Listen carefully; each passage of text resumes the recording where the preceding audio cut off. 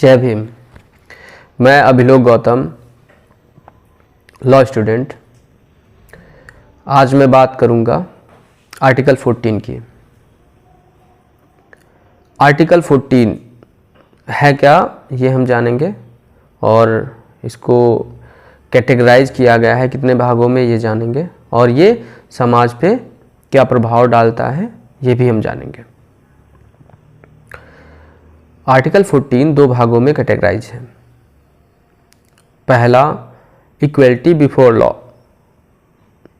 जिसे हम हिंदी में कहेंगे विधि के समान समता, जिसे ब्रिटिश लॉ से लिया गया है। और जो आर्टिकल 14 का दूसरा भाग है, इक्वल प्रोटेक्शन ऑफ लॉ, जिसे हिंदी में विधि का संरक्षण कहते हैं। ये यूएसए से लिया गया है। ये दोनों एक दूसरे से लिंक करते हैं। कब किस लॉ की ज़रूरत पड़ती है आर्टिकल 14 में, इसको बेहतर तरीके से जानने के लिए इक्वलिटी बिफोर लॉ है वो क्या कहता है। वो इक्वलिटी बिफोर लॉ ये कहता है कि अपराधी कोई भी हो, चाहे काला हो, गोरा हो, या किसी जाति का हो, या किसी धर्म का हो, या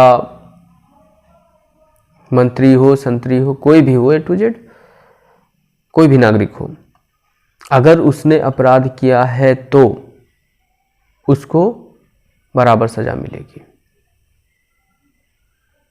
कहने का मतलब ये है कि चाहे एक गोरे व्यक्ति ने अपराध किया हो, वही अपराध एक काले व्यक्ति ने किया है, और चाहे एक उच्च जातीय या ऐसे समझिए जनरल कैटेगरी या एसटी वर्ग या एससी वर्ग ऐसे समझ लीजिए, या ऐसे हम जाने कि हिंदू या मुसलमान चाहे कोई हो, या कोई मंत्री हो या संतरी हो, मतलब आम नागरिक जो हो, अगर उन दोनों ने अपराध किया है, एक ही अपराध किया है, तो उनकी सजा भी सेम होगी, बराबर होगी। ये कहता है विधि के समान समता का नियम, इक्वलिटी बिफोर लॉ कहता है। और इक्वल प्रोटेक्शन ऑफ लॉ कहता है कि अपराधी का पहले जिसने अपराध किया है, जैसे किसी आम नागरिक ने कर दिया अपराध कोई, और एक राज्यपाल ने अपराध कर दिया वही अपराध, तो उनके लिए सजा बराबर नहीं होगी। ये कहता है प्रोटेक्शन ऑफ लॉ कहता है। ये प्रोटेक्शन ऑफ लॉ जो है वो सिचुएशन और स्टेटस दोनों को देख के तब सजा देगा। क्यों जरूरत पड़ी उस, हाँ, क्यों देखने पड़ी हमको दोनों की स्टेटस और दोनों की कैपेबिलिटी। एक राज्यपाल जो है उसका कार्यभार एक देश के लिए मायने रखता है, और वहीं पे एक आम नागरिक है, उसका उसकी फैमिली के लिए तो मायने रखता है। उसका कहने का मतलब अगर दोनों से एक मर्डर हो जाता है, उदाहरण के तौर पे हम समझ लेते हैं, राज्यपाल जी अपनी जा रहे थे कहीं, उनसे उनकी 4 व्हीलर से एक्सीडेंट हो जाता है, सामने एक दूसरा आदमी जो जा रहा था पैदल वो मर जाता है एक्सीडेंट के दौरान, और एक आम नागरिक जा रहा था उससे भी एक्सीडेंट होता है 4 व्हीलर से, और जो आदमी जा रहा था पैदल वो भी मर जाता है, मृत्यु हो जाती है दोनों की। तो इक्वल प्रोटेक्शन ऑफ लॉ ये कहता है, इक्वल प्रोटेक्शन ऑफ लॉ ये कहता है कि यदि राज्यपाल को सजा दी जाए तो वो राज्यपाल के कार्यकाल के बाद उसकी सजा दी जाए। और जो आम नागरिक है उसने अगर एक्सीडेंट उससे हुआ है और उसकी मृत्यु हुई है तो उसको जो है सजा जब डिसाइड होगी तभी से हो जाएगी। हो सकता कि राज्यपाल की सजा कम हो, एक गवर्नर की सजा कम हो और एक आम नागरिक की ज़्यादा हो, और उसको उसके राज्यपाल के कार्य के बाद में मिले और उसको तुरंत मिल जाए। ये इक्वल प्रोटेक्शन ऑफ लॉ कहता है कि उन दोनों को अलग अलग सजा दी जाए और उनके कार्यकाल पे, राज्यपाल के कार्यकाल के बाद में उनको सजा दी जाए। और उस जो वो अपराधी है जिसने पहले आम नागरिक है उसने जो अपराध किया है उसकी सजा उसको तुरंत मिलेगी। क्योंकि एक राज्यपाल के हिसाब से एक राज्य पूरा डिस्टर्ब हो जाएगा अगर उसको उसके पद पे सजा मिल गई। उसको 4 साल की सजा मिल गई, अगर मृत्यु के दौरान दंड मिल गया 4 साल का, तो 4 साल के लिए पूरा राज्य डिस्टर्ब हो जाएगा। या कोई उसकी जगह पर दूसरा राज्यपाल अपॉइंट होगा तो उस चीज़ को इतनी जल्दी वो नहीं समझ पाएगा, तो कहीं ना कहीं सिस्टम डिसबैलेंस होगा। इसलिए जो है उसको अलग सजा का प्रावधान मिला है। वहीं पे एक आम नागरिक को तुरंत वो सजा मिलेगी और वो उस सजा का उत्तरदायी होगा। तो यूएसए का जो नियम है वो कहीं ना कहीं थोड़ा सा सिचुएशन देख के अपराध की सजा सुनाता है। और जो ब्रिटिश का है इक्वलिटी बिफोर लॉ, वो ऑन द स्पॉट तुरंत जिसने जो अपराध किया है उसका मुकदमा चला और जो वो अपराधी घोषित हुआ उसको सजा ट्रायल के बाद मिल गई। इसको बेहतर तरीके से समझने के लिए एक और एग्जांपल लेते हैं। जैसे मान लीजिए एक बच्चा है और एक यंग है। एक बच्चा और एक यंग दोनों एक कमरे में बैठे हैं और उनकी मम्मी उनके लिए खाना लाती है।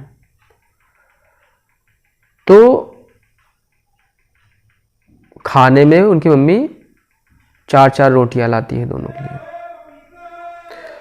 यहाँ पे क्या वो छोटा बच्चा 4 रोटियां खा पाएगा? बड़े बच्चे के लिए तो 4 रोटी मान लीजिए जो यंग है वो तो खा लेगा और उसके लिए उसकी कैपेबिलिटी भी उतनी है। लेकिन वो जो छोटा बच्चा है वो 4 रोटियां नहीं खा पाएगा, ना ही वो हजम कर पाएगा। तो यहाँ पे थोड़ा स्पेशल ट्रीटमेंट की ज़रूरत पड़ गई इनको कि भैया आप 2 रोटी लीजिए छोटा बच्चा, और आप यंग हैं आप 4 रोटी लीजिए। या बच्चा जिद ही ठान दे नहीं हमको 4 रोटी चाहिए, उसको 2 दीजिए, तो ये भी गलत होगा। उसकी कैपेसिटी और कैपेबिलिटी जो है 4 रोटियों की है, उसकी कैपेसिटी और कैपेबिलिटी 2 रोटियों की है। तो उसको जिद करने से कुछ नहीं होगा, उसको उसके हिसाब से, यानी कि यूएसए वाला जो है ना नियम वो फॉलो करते हुए 2 रोटी छोटे बच्चे को और 4 रोटी बड़े बच्चों को दी जानी चाहिए। और ज़्यादा बेहतर समझने के लिए हम चूँकि समाज की बात कर रहे हैं तो समाज पे एक समाज का उदाहरण लेते हैं, एग्जाम्पल लेते हैं। जैसे अभी एक अपवाद होते रहते हैं थोड़ा आरक्षण के विषय को लेके, तो 2 कैटेगरी होती हैं उनमें विरोध होता रहता है। एक SC/ST की कैटेगरी होती है और एक जनरल की कैटेगरी होती है, और हाँ OBC भी है उसी में। 2-3 जो कैटेगरी हैं वो उनमें अपवाद रहता है कि जनरल कैटेगरी को आरक्षण नहीं है और SC ST OBC को आरक्षण है, तो इन लोग को आरक्षण है, इसी वजह से हम लोग गवर्नमेंट जॉब में नहीं आ पा रहे हैं। ये जनरल कैटेगरी वालों का कहना रहता है, तर्क रहता है। और जो SC कैटेगरी है, OBC है, ST है, वो लोग ये कहते हैं कि हमारे लिए ये ज़रूरी है, या नहीं भी कहते हैं तो संविधान ये कहता है कि SC ST और OBC के लिए आरक्षण जो है, आरक्षण का प्रावधान है और जनरल के लिए नहीं है। तो जनरल के लिए इसलिए नहीं है क्योंकि जनरल कहा गया, सामान्य कहा गया, और सामान्य कैटेगरी उसकी बनाई गई, तो उसके पास साधन संसाधन पहले से उपलब्ध थे, और वो लोग जो है ना हर एक चीज़ से अच्छी तरीके से जागरूक थे। जो OBC है वो थोड़ा लेट में हुआ, और SC ST नहीं थे, ना के बराबर थे। तो जब कोई साधन जिसके पास नहीं है और जो जागरूक नहीं है, जागरूक का मतलब ये समझ लीजिए कि वो पढ़ा लिखा नहीं था तब के समय में, उसके पास गरीबी थी या साधन संसाधन नहीं थे, जिसकी वजह से वो पढ़ाई लिखाई नहीं कर पाता था। तो यहाँ पे जो USA का इक्वल प्रोटेक्शन लॉ है वो काम करेगा, कारगर होगा यहाँ पे, कि उनको स्पेशल ट्रीटमेंट की ज़रूरत है। किसको? SC ST को, OBC को, और जनरल को नहीं है। भाई उनके पास साधन संसाधन है, ऑलरेडी संपत्तियां हैं, और SC ST के पास नहीं थी, अब जाके हुई हैं। वो लोग कैपेबल हुए, पढ़े लिखे, सक्षम हुए, अब जाके उनके पास संपत्तियां हुई हैं, या जो थी अब जाके वो ग्रो कर रहे हैं। जैसे पहले तो दो ही तरीके संविधान में बांटा गया था, दो कैटेगरी, एक SC ST में बांट दिया गया था, एक जनरल में। OBC नहीं था पहले, जो फिर जाके जो कुछ SC ST में ग्रो किए तो उनको OBC में डाल दिया गया, एक कैटेगरी और बना दी गई OBC। तो ठीक उसी तरीके से अब में ये अपवाद जो रहता है कि आरक्षण की वजह से हमको जॉब नहीं मिल पाती, नौकरियां नहीं मिल पाती, और या वो लोग कहते हैं कि मेरे पास संसाधन नहीं है, साधन नहीं है, जिसकी वजह से स्पेशल ट्रीटमेंट की ज़रूरत है मुझको। यही मद्देनज़र संविधान बनाते हुए रखा गया था कि इन लोग को जो इनकी कैटेगरी है उनको स्पेशल ट्रीटमेंट की ज़रूरत है, और इनको स्पेशल ट्रीटमेंट की ज़रूरत नहीं है। आज के समय में सारे लोग, चाहे वो जनरल हो, चाहे SC, चाहे ST, चाहे OBC, सभी लोग अवेयर धीरे धीरे हो रहे हैं, और अपवाद भी रहता है। अब तो आरक्षण के विरोध में ज़्यादा जनरल कैटेगरी के लोग बोलते थे, तो उनको 10% का EWS दिया गया है, जो आर्थिक रूप से, इकोनॉमिकल रूप से सफ़र कर रहे थे, उनके लिए जो है 10% का आरक्षण दिया गया है। अब तो वो भी नहीं कह सकते, वो लोग भी, वो ठीक था, उनके लिए ठीक था कि उसमें जो गरीब हैं, पहले ऐसा है ना कि पहले समय में लोग जातीय स्तर पे गरीब या अमीर भी हुआ करते थे, और जातीय स्तर पे प्राचीन काल में लोग नियम व कानून फॉलो किया करते थे। अभी भी ग्रामीण इलाकों में चले जाओ तो वहाँ भी ऐसा रहता है कि भेदभाव रहता है, डिस्क्रिमिनेशन रहती है ना, हम ठाकुर हैं, हम ब्राह्मण हैं, वो है, वो है, ठीक है, वो नीची जात का है, वो ऊंची जात का है, इस तरीके से भेदभाव। लेकिन जो संविधान बनाया गया वो जातीय स्तर पर नहीं था, उसमें जो आरक्षण दिया गया या कैटेगरी बनाई गई वो भी जो है जातीय स्तर पर नहीं थी, उनको उन्हीं जातीय स्तर पे, पहले ऐसा था तो उन्हीं जातीय के तौर पे चुन लिया गया कि ये लोग आर्थिक स्थिति से कमज़ोर हैं, जो इस जाति के हैं, और जो इस जाति के हैं उनके पास साधन संसाधन है अवेलेबल, तो उनको जनरल कर दिया जाए, और इस जाति के इतने लोग हैं जो जिनके पास नहीं है, कुछ पढ़े लिखे नहीं, उनको जो है इस कैटेगरी में डाल दिया जाए, और जो उससे ग्रो किए हैं थोड़ा बहुत उनको OBC की कैटेगरी में डाल दिया जाए। ऐसे करके संविधान में बांट दिया गया लोगों को, लेकिन वो जातीय स्तर पे नहीं था। राजनीति चमकाने के लिए लोग उसको जातीय तौर पे घोषित कर रहे हैं कि थोड़ा माहौल ख़राब हो, दंगे हो, फसाद हो। आजकल पार्टियां भी तो जातीय धर्म और जातीय के आधार पे जीतती हैं और हारती हैं। तो कहीं ना कहीं ये बहुत ख़राब चीज़ है अपने भारत में कि जातीय स्तर पे सब हो रहा है। संविधान में इस चीज़ का जो कैटेगराइज किया गया है ओबीसी, जनरल, एससी, एसटी को, तो वो जातीय स्तर पे नहीं है। उनकी दशा और जो सिचुएशन थी उसको देख के जो है उनको कैटेगराइज किया गया था। पहले ऐसे लोग थे कि जो ठाकुर या ब्राह्मण या ऐसे समझिए कि जो अपर कास्ट थे, तो उन लोगों के पास संपत्तियां भी थी पहले, और वो लोग जो है पढ़े लिखे भी होते थे, पढ़ने लिखने का अधिकार था उनको, और वो लोग नियम बनाते थे। इसी वजह से, या ऐसा समझिए कि उनका जो नियम था वो उनके लिए पढ़ने लिखने का अधिकार देता था।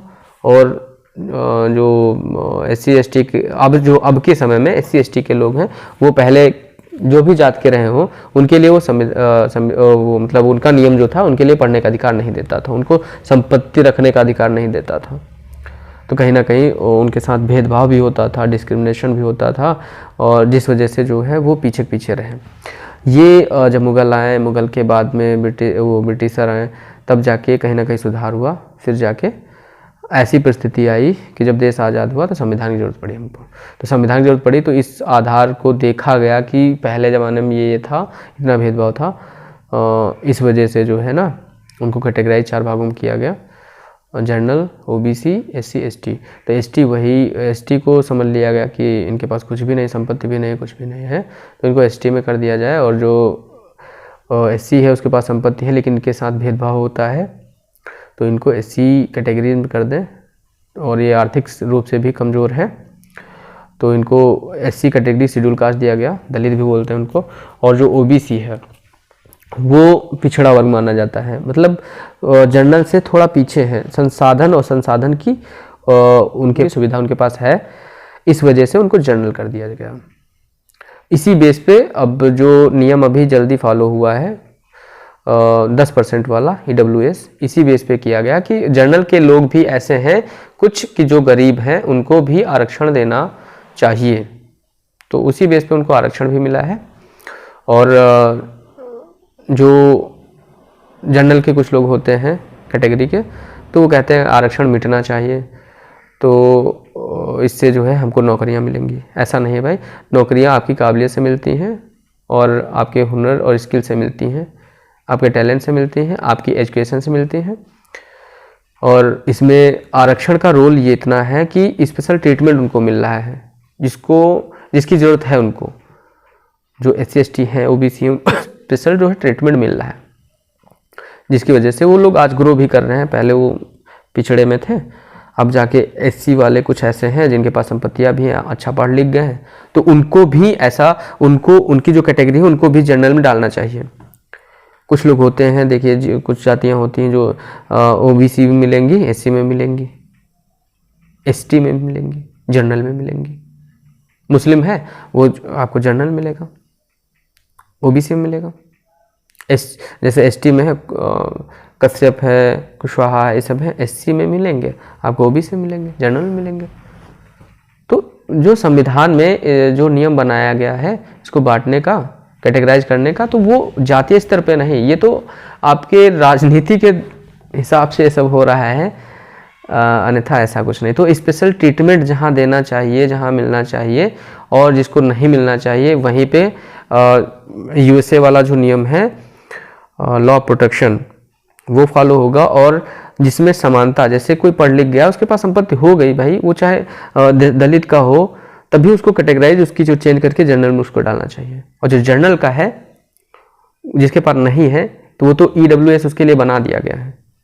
लेकिन आरक्षण खत्म नहीं होना चाहिए। आरक्षण खत्म होगा तो इससे जो इससे जो दबा कुचला व्यक्ति होगा वो कभी उपज नहीं पाएगा, वो कभी समान नहीं हो पाएगा, उसको स्पेशल ट्रीटमेंट देना ही पड़ेगा, तब हो पाएगा। तो यहाँ पे USA वाला नियम फॉलो होगा, और आपका सबको पढ़ाना, सबको लिखाना, सबको संपत्तियों का अधिकार ये होना चाहिए, सब जो है ना आपका इक्वलिटी बिफोर लॉ देता है, उसका नियम जो है ना इन चीज़ों की इजाज़त देता है। और अगर आप क्राइम करते हैं तब भी आपके लिए सज़ा जो है ना, ऐसा नहीं कि वो जनरल का है तो बच जाएगा, या आप एससी के हैं तो आप बच जाएंगे या पिस जाएंगे, कहने मतलब आपको सज़ा मिल जाएगी, ऐसा भी नहीं है। आप अवेयर रहिए, आपके लिए जो सेक्शंस बने हैं तो उनमें जनरल का भी होगा, उसको भी सज़ा मिलेगी, और जो एससी का है उसको भी सज़ा मिलेगी। ये भी एक उदाहरण जो है समाज के तौर पे बेहतर है, अच्छा है, इसको समझिए। और हम इसी बात के साथ इजाज़त लेते हैं। आशा करते हैं कि आपको आर्टिकल 14 और उसके जो सेक्शंस हैं, दो भाग, एक इक्वलिटी बिफोर लॉ और दूसरा इक्वल प्रोटेक्शन ऑफ लॉ, दोनों बेहतर तरीके से समझ में आएंगे। जय हिंद।